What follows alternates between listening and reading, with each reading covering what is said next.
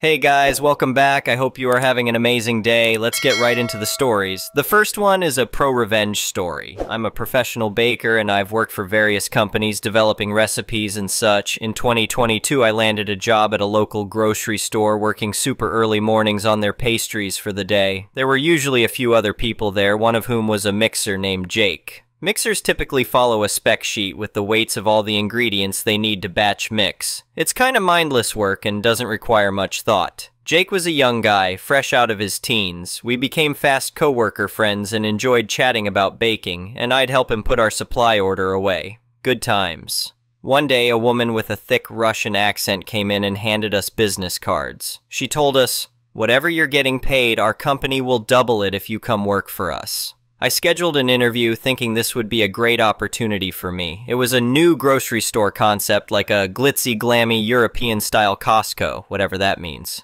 When I went in for the interview, the place was literally still under construction. I met their lead baker, Tom, and we hit it off right away. Tom warned me, "Just so you know, the big boss has interesting tastes, and we'll need to work with that." I shrugged. "No biggie, more money, let's go."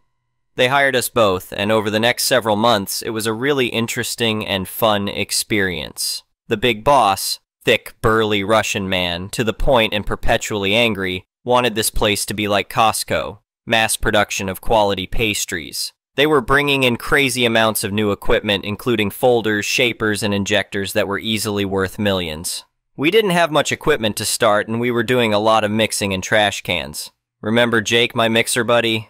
Well, he was working on the bread dough using spec sheets provided by Tom. Over time, they were bringing on more staff, and it was a lot of fun developing new recipes, experimenting with ratios, and figuring out how to get over constraints for the types of products that boss wanted. Did I mention he was an a-hole? Oh yeah, when he was reviewing some cheesecake I had made, he said, "Good job, sweetie." I came back with "Miss, ma'am," or "My name is fine." He scowled at me, and from that point on, he treated me like garbage. We brought other women on staff. I watched him hit on them. Some of the others were cool with being sexually harassed, I guess. This place was paying top dollar and had to get in good with the big boss, right? So, the stage is set here. Boss quickly turned his business into a game of Survivor. He'd fire people on the spot for whatever reason. One day, one of the people he sacked was Tom, our lead baker. It came as a surprise since he was developing all the recipes we'd be using. I inherited a lot of his notes, and his development work was divided between me and Jake. So this whole time, Jake was kissing Big Boss ass pretty hard. He was seeing an open position with Tom gone, and quickly became invested in the idea of him running the bakery show and making some serious money. At the same time, my relationship with Big Boss was quickly declining. For an example, I had him sample some cinnamon rolls I had made, and he came back with, "I hate these, they're terrible." "What do you not like? We can change anything about them." "The dough, the filling, the icing?" I asked. "I don't know, I just don't like them," he growled. On a hunch, I gave some cinnamon rolls from the same batch to Sarah, another lady there he had eyes for, and asked her if she'd present them to him as her own. She offered him the same product I had given him minutes before, and he loved it.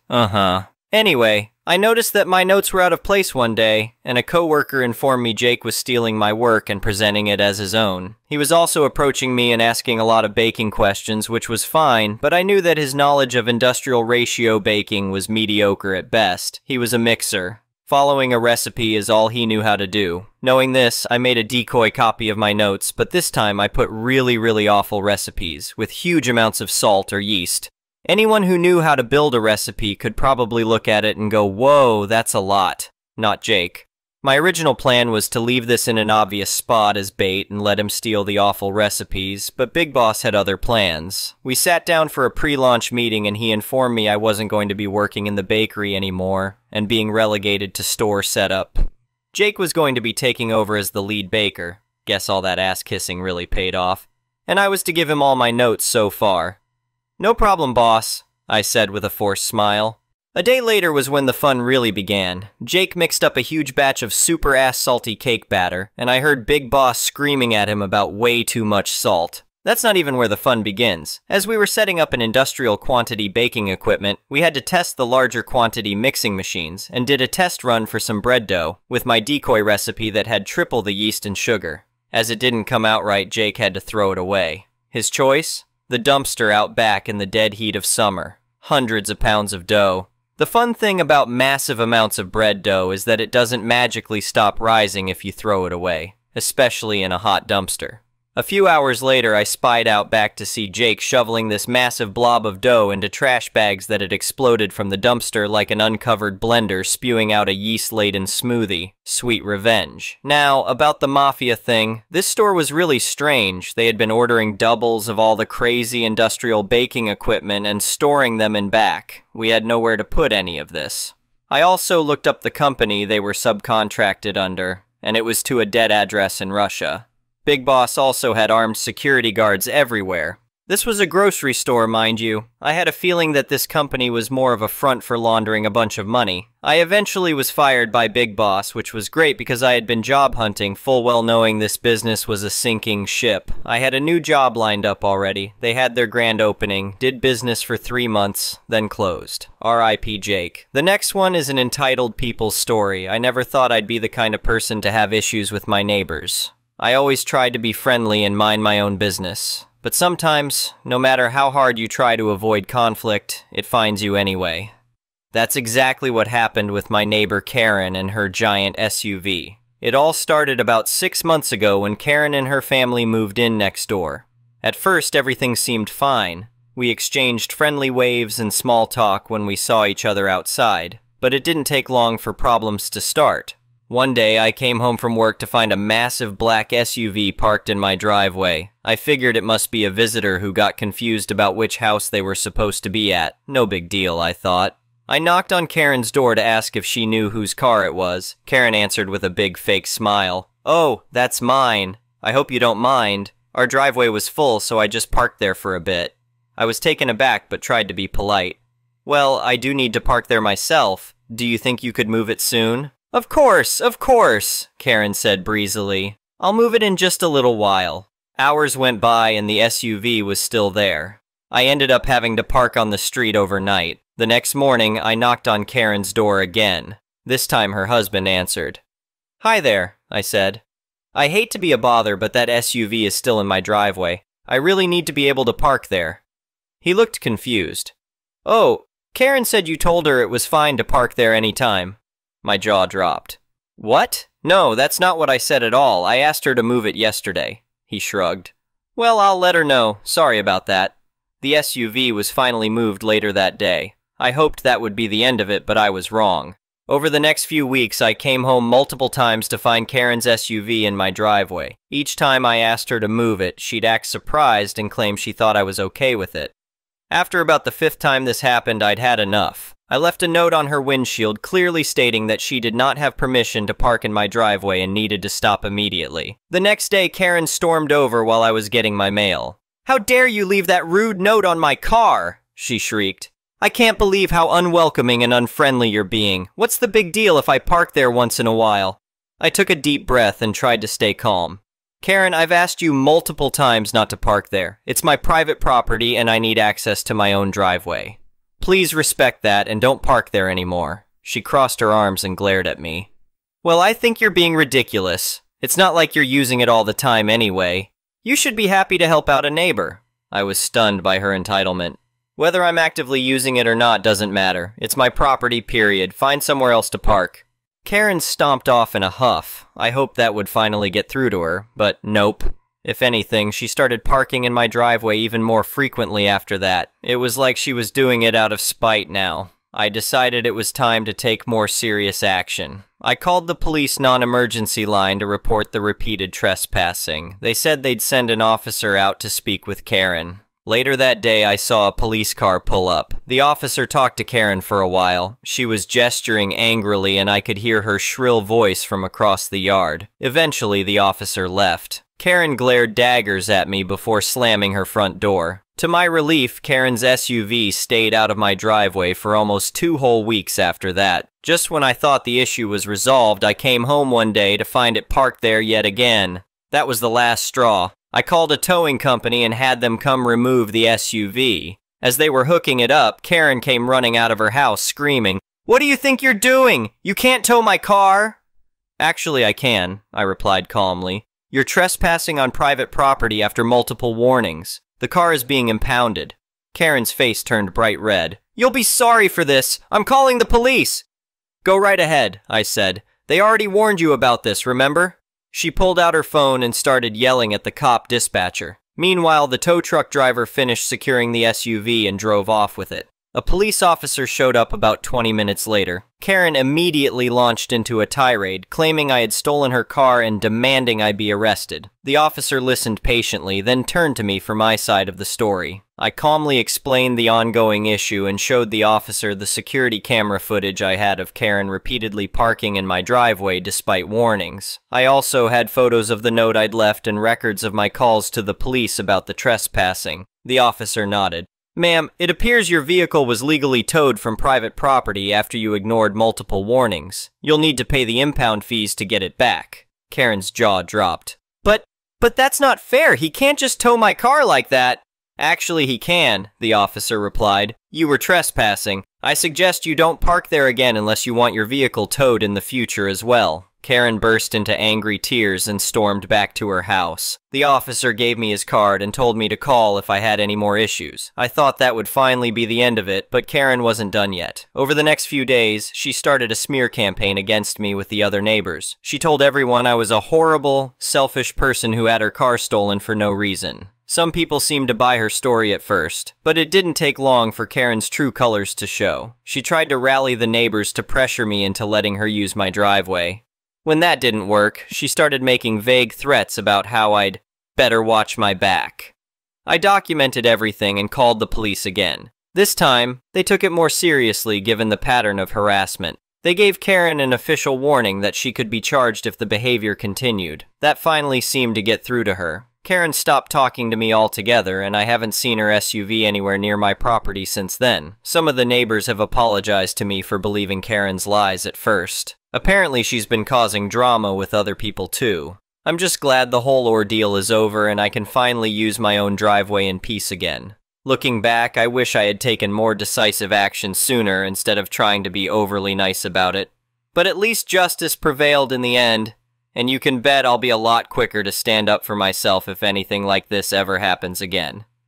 The next one is a petty revenge story. When I was around 12 at the family cottage, entire packages of cookies would go missing. I found out that my greedy sister was hoarding them in her bedroom because she always had a cookie in her mouth. Having food in the bedrooms was always a no-no because of mice, but she stashed them in a drawer and there were never any for the rest of us. So I snuck into her room and tore open the bottom of the bag, took a couple of bathroom tissues, mixed them in with shards of packaging from the bag, crumbled up a couple of cookies and made what looked like a mouse nest. Less than an hour later, she is shrieking in her bedroom. The whole family goes to her room. There's a mouse nest in my dresser drawer. I point at the opposite corner where no one is looking. Mouse! I yell. It just scurried into the closet. I grab a broom to kill the non-existent mouse, but it was too sneaky and got away. My sister is terrified of mice and insists that she can't clean up the mess. Nuh-uh, don't look at me, I'm not cleaning it up, I say. I'll pay you, my sister says. $5 or you can do it yourself, I state, holding back laughter. She agrees. I tell everyone to clear out. Have a couple of cookies finishing the bag, remove the drawer and run out the door, emptying it into the forest. Oh God, it had babies, I yell, playing it up as best I can. I put the now empty drawer on the lawn and spray it out as best I can. Mice leave a scent, and once a nest has been established, they will be drawn to that scent and try to nest in the same spot. Or maybe they aren't, but that's what she believed. It also explains why she had 3 more mice nests in that drawer that summer. The next one is a malicious compliance story. Years ago, when flip phones were the hot thing to own, I worked in a factory making paper. There were 6 people on each shift, constantly watching the machine process in case of wrinkles, tears, or sometimes even fire. Paper dust in the air had a habit of falling on fast-moving parts of the machines, and presto, almost instant fire. We usually had several small fires every year, but nothing we couldn't handle.